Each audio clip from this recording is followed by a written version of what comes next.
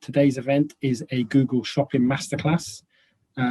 It's an interactive webinar aimed to increase your knowledge on how best to operate Google Shopping.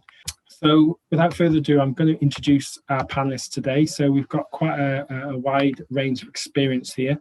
A few of our panelists are TFM veterans. They've spoken on some of our previous webinars, and actually, if any of you do remember the old days where we actually had things like live conferences and live workshops, they spoke at that as well.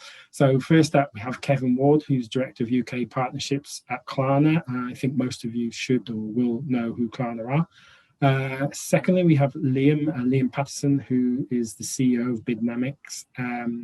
And as I mentioned, Bidnamic is Google Shopping specialists. And Liam works with a variety of different clients within the sort of fast-moving consumable space, one of which is Hannah Lewis, who is the PPC manager for Lounge Underwear. And Hannah, it's been fascinating watching your business grow over the last few years. I've seen the team at Lounge attend many of our events, so it's a fascinating success story. And then lastly, we have another TFM veteran to our webinars, and that's Alex Green, who's head of digital at Yours Clothing.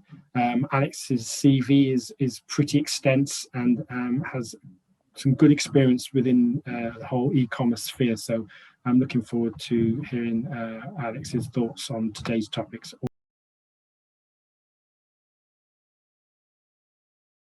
So can everyone see hopefully everyone can see the screen now. It should just be coming through. So is that, yeah? Great.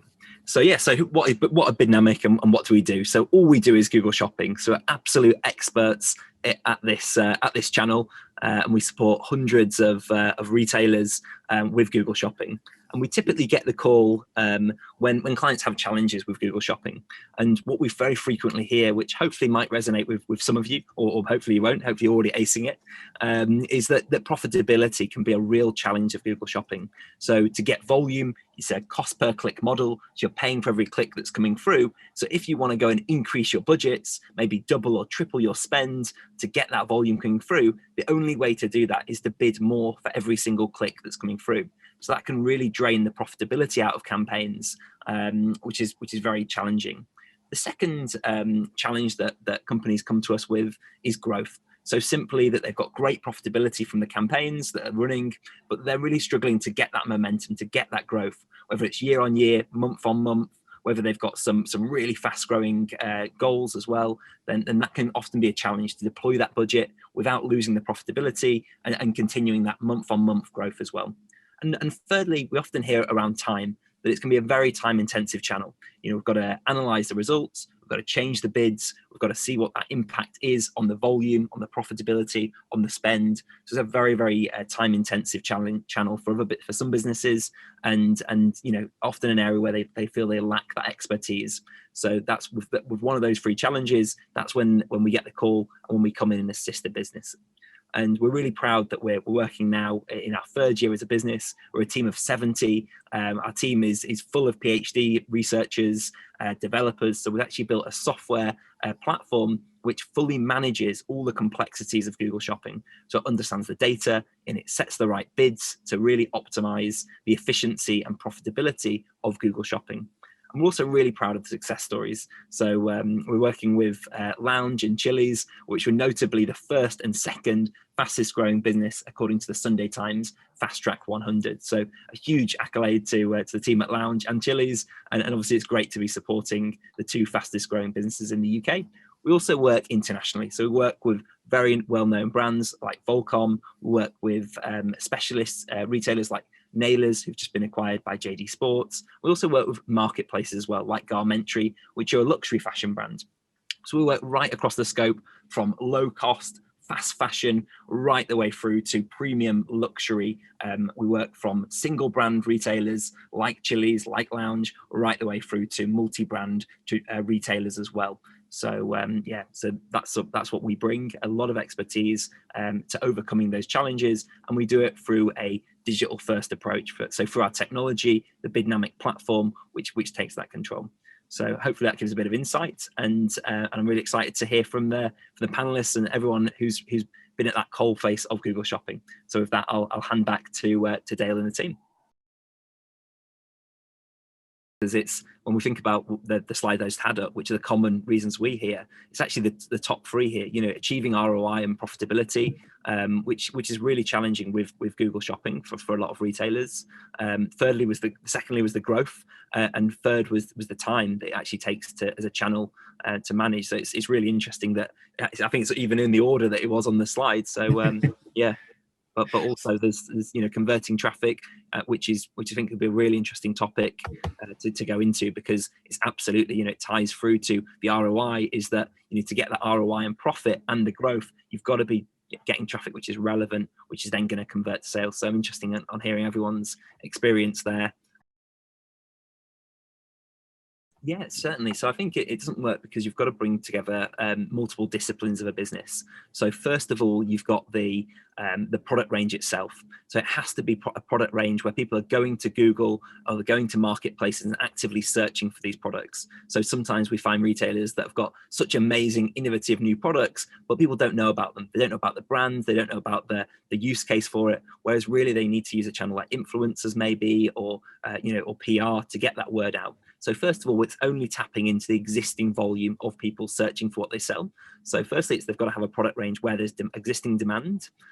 Secondly, you've got to be bringing that traffic through in a way which is price competitive. So you're not going to be the cheapest, and that's a misconception. You know, Amazon, you've got to be the cheapest. It's all about winning the buy box through price. With Google Shopping, it's not. It's about being competitive. So maybe 10 or 20% nearest your competitors. The third reason is actually the website itself. So you know, you've got to have a range of products which are relevant. So if you're just selling, for example, one bike, it's going to be quite limited, or one pair of running shoes. Whereas if you've got a range of those products, people can discover more. They can change sizes, they can change styles, they can change models. They can also discover upsells and cross sells. So really having that experience on the site where they can discover a breadth of product range and they can add other items to the cart. Because if your competitors do have that and you don't, they're going to be able to outbid you on Google and get in front of you on the carousel. So that's definitely one of the challenges. And I think maybe linked to that as well is that you've got to have a website which is high performance. So again, you've got to have a fast website, one which is easy to navigate. And why I say this is difficult is because often the team that are buying the products and pricing the products will be totally separate to the team that's designing the website, that's making sure it's loading quickly. Maybe they're even merchandising similar products together. So different parts of the business have to work together. And then thirdly is the campaign management. So maybe touching on that, the question that came up, you've got to be selecting the right search terms that are relevant to your business. You've got to be getting in front of the right audiences and the right locations. So thirdly is that bidding part of it and the campaign management side, which is where we specialize in. I can see Alex and Kevin nodding quite enthusiastically here. So Alex, I'm going to come to you next. Is there anything you want to add to that from your perspective? Well, I think, you know, Liam's fantastic at this and summarised everything. I think where I come from, being a retailer, is you're effectively gambling with your company's money. Google are the house and they always win. And what you're effectively trying to do is, first of all, be in a position where you're competing with your competition, and you know, if you're not in that market to play the game, they are stealing an advantage on you. So you do have to be on Google Shopping. It's then to what sort of level, and you're going to have different KPIs depending on how your business views Google Shopping and what it's going to bring. What I would say is that for a lot of these brands and retailers who are coming on board, that they say they're not on Google Shopping at the moment. Now, if you're a business and you're starting from scratch, the quickest way for you to get in front of a large audience is Google, through PPC and then through Google Shopping. You know, if you haven't got affiliates, you haven't got an email database, you're starting up your social, you know, it's an easy way to get yourself in front of an audience, and you're not paying for those impressions. Don't forget, you're only paying for the click. So first of all, think about how you want to develop that in your strategy. The second thing is, it's very difficult to make money on this on a model of a last click or a first click basis. It's got to play part of a strategy. You are feeding your other channels. Through this, you are growing your email database. You know, if you've got a sign up for that, that you need to think about that. You're growing your social audience. You are then feeding your retargeting, your Facebook ads, all the sort of elements of your digital strategy. Google and Google Shopping play a huge part in that, and I think that's where you've got to sort of think about it. You are bidding against competitors, but you're also bidding against yourself as well. So you've got to really top load it in the areas that you feel are most relevant to yourself. So if you take your product range, you've got your current bestsellers, you've got your what we call evergreen bestsellers, which is your bestsellers that you'll have all the time throughout the year. High margin products, you've got to have a strategy for them. Your new arrivals, how you focus on them, and then your sale and your clearance items. What strategies you want to do with them? Do you want to include them in the feed? Do you want to bid high to just get them, exit them out of the business? Everything has to have a different strategy, and I think it comes down to how you interpret those different layers. You've really got to work within the business. E-commerce isn't a department, it's an ecosystem. And what you've got to do is really get everyone involved within your department. So make sure the buyers and the merchandisers are aware of what is having success quickly, because that will it will benefit you long term. You're not going to sell out of an item. You've already built up something which has had success. Don't go out of stock. That's the most damaging thing that you can sort of do is have success online and then lose those sales because you've gone out of stock. Okay, so Kevin, you were nodding. I have been nodding for that. Yeah, I think it's so interesting, Dan. I think there's some great points from Lee and Alex there, and I think that for me, it always starts and ends with analytics. And I think that, you know, it really surprises me, and it shouldn't do because I've been doing this for a long time. But I've sat in front of some of the world's largest retailers, and the CFO can't tell me what their average transaction value is, or their, you know, or their conversion rate online versus in store, or whatever it might be. That it's unbelievable sometimes. And so I think whether you are starting a new business or in a current business, I should be able to ask you 20 questions about your business based on any data set, any analytics set, and you should be able to answer it straight away. So if you're able to interpret that data and understand what works well in your campaigns, that should be your starter for 10, because then guess what? You replicate what works well, and then you stop doing what doesn't work well, you know? So I think that's really important. I think the second thing that Alex touched on is that it needs to complement your channels that you're selling through as well. And whether you're starting or you're a mature business, you know, you might have the best partner like Bidnamic, and you might have a decent initial budget for your for essentially your Google shopping buys. But the long and short of it is, if you come through then to a website that isn't functional, if you come through to an email database that isn't there, if you haven't got pop-up abandonment carts, etc., all of these things are going to prevent you from converting. And that's where the real sanity vanity play is. You can look as good as you want on a Google page as a business, but actually what we're all here to do is sell more stuff. So you need to make sure that you know your numbers inside out, and you need to make sure you're complementing the sales process at every stage. And so, I think that's really important to sit down and really think about and ask yourself a question as a business owner. Do I know my business inside out? Do I know the numbers? And do I know the important numbers that I really, should know, at a drop of a hat, basically, Alex touched upon strategies, actually, and I'd like to come to Hannah next. Can you just tell us, like, if you're new to Google Shopping, and depending, and obviously it depends on what size you are, but what sort of basic strategies should you have in place before you embark on this? I think the bread and butter of any Google Shopping campaign is having a brilliant optimized feed.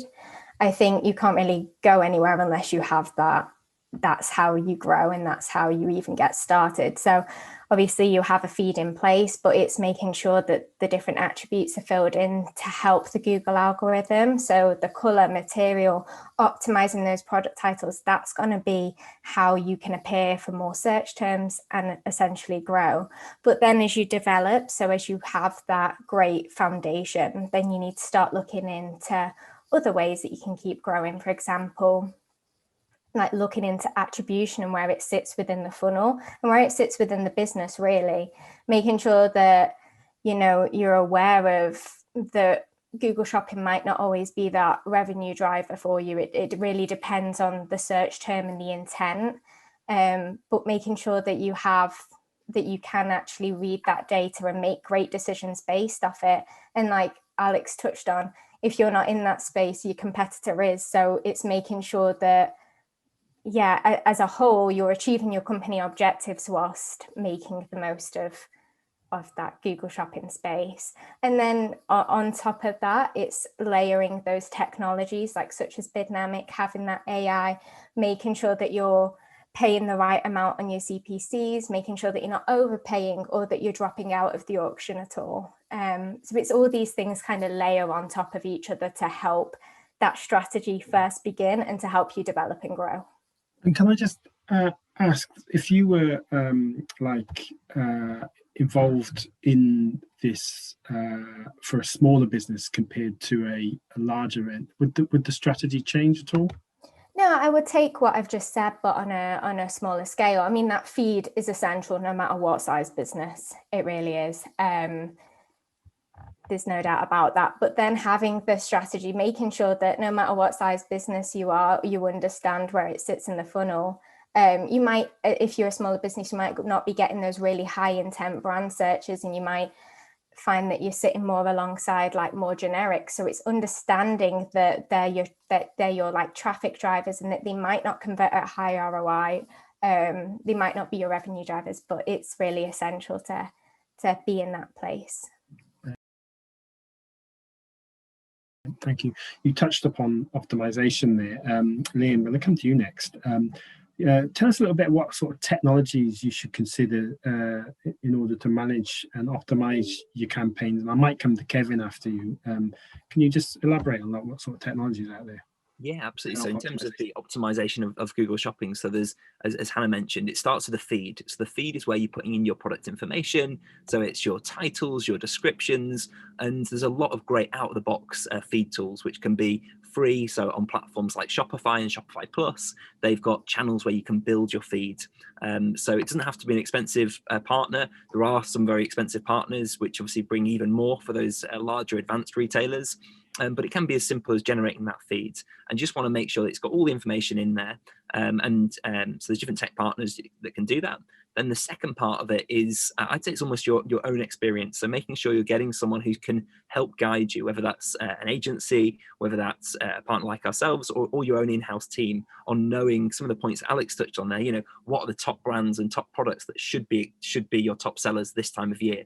Making sure you're getting visibility on them, making sure that you're seeing what search terms are coming through as well, because that's really important. So as Hannah mentioned, there's generic terms, which might be, for example, running shoe. You know, there might be, interesting, relevant search terms that are coming through. Or if you've built the brand, if you're the brand owner, then you can see, how much brand presence you're getting in those search terms. So, for example, how many search terms contain lounge underwear, or contain, the brands that yours operate, such as Bad Rhino. So, how many of those are coming through, because it's a journey. If someone's searching your branded search terms, sure, Google has played a part, but actually another channel, be it influencers, be it TV, be it the stores. In Alex's experience, they've got over 150 stores. They've played a part, and they should, in building that brand, so they should take some of that credibility.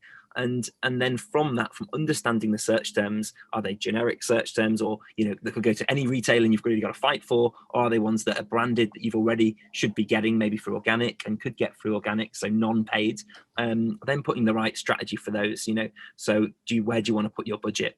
So the brand terms, or your own brand terms, are often very, very profitable, but actually they're, you might be getting them anyway. So if you've got a limited budget, you might want to put that towards, towards the more new terms.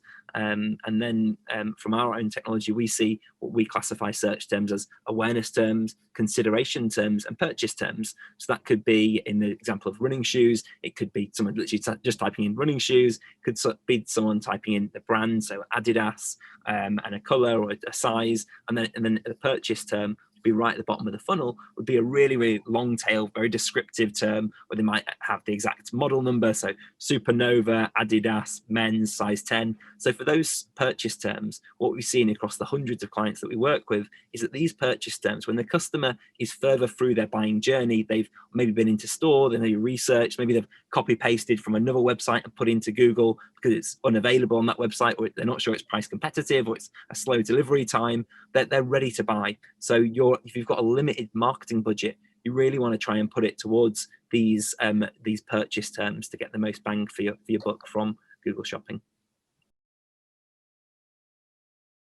Really brief comments on this because obviously we push for time. I'll start with you, Liam. So what's the future of digital acquisition look like? Yeah, I think it's really multi-channel and through the whole journey of businesses. So it's interesting. Social media has been the #1 channel for people joining this call. I think it's about how you can support it, that journey, to ensure that you're capitalizing on those moments, which I know Hannah and the team at Lounge are absolutely fantastic at, capturing those spikes and supporting those opportunities, whether it's Black Friday or other calendar events.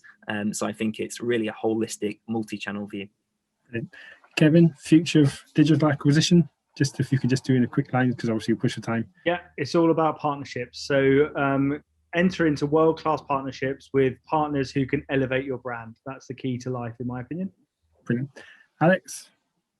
Well, I kind of think that e-commerce to an extent hasn't really changed in 20 years. What's really changed is the devices that we're using and the way in which we interact. So while we might have moved from celebrity endorsements to brand ambassadors to micro influencers, all that, it's still the recommendations, the tone of voice, refer a friends again, how we communicate, email is, transfer, to more WhatsApp, to text messages, to app notifications, still change, still getting people onto the site, but ultimately it's going to fall back to Google. You're on there, 60% of your traffic is going to be coming from that in one way or another.